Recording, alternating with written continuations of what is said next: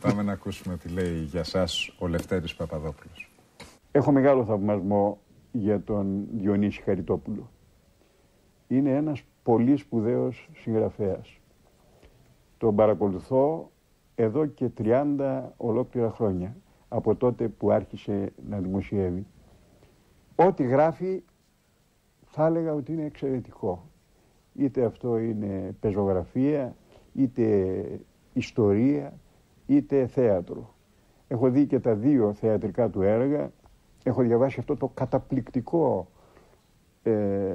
βιβλίο για τον Άρη Βελουχιώτη, τον αρχηγό των Ατάκτων, και έχω πραγματικά περάσει υπέροχες στιγμές με τα κείμενά του που έχει γράψει στα νέα και τα έβγαλε ένα βιβλίο με τον τίτλο «Ημών των Ιδίων», ναι, νομίζω έτσι, όπως και με τα μυθιστορήματά του. Ιδίως εκείνο το καταπληκτικό βιβλίο του, ένα από τα πρώτα που διάβασα, το 525 τάγμα πεζικού. Το Διονύση Χαριτόπουλο το ξέρω και σαν άνθρωπο. Έχουμε κάνει παρέα.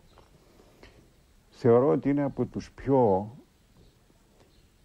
μάγκες που έχω γνωρίσει στη ζωή μου. Είναι ειλικρινής, είναι ντόμπρος, είναι καθαρός. Όπως γράφει, έτσι και συμπεριφέρεται. Είναι, επαναλαμβάνω, σπουδαίος ο Διονύσης Χαριτόπουλος. Και σαν συγγραφέας και σαν άνθρωπος. Και χαίρομαι πάρα πολύ που είμαστε φίλοι. Τάδε έφη Λευτέρης Παπαδόπουλος, και εγώ τώρα πρέπει να ρωτήσω ποιος είναι ο ορισμός του μάγκα. Ποιος είναι μάγκας? Είπε είναι μάγκας ο Χαριτόπουλος. Και φαντάζομαι δεν εννοούσε αυτούς τους μάγκες. Όχι τα κουτσαβάκια. Που γλίτωσαν από το τρένο. Όχι. Μάγκας είναι αυτός που κάνει όσα αρμόζει σε έναν άντρα να κάνει, που είναι καλοντημένος, έξυπνος και σοβαρός. Καλοντημένος, έξυπνος και σοβαρός. Και κάνει όσα αρμόζει σε έναν άντρα να κάνει. Το αντριλίκι είναι μεγάλη υπόθεση, παραμένει μεγάλη υπόθεση? Έχει κόστος. Έχει κόστος, όσο έχει κόστος να είσαι σοβαρός, όσο έχει κόστος για μια γυναίκα να είναι αξιοπρεπής, έτσι κοστίζει. Το ίδιο κόστος έχει, ναι, και το αντριλίκι.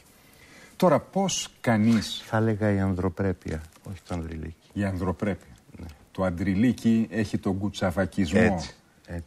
μέσα.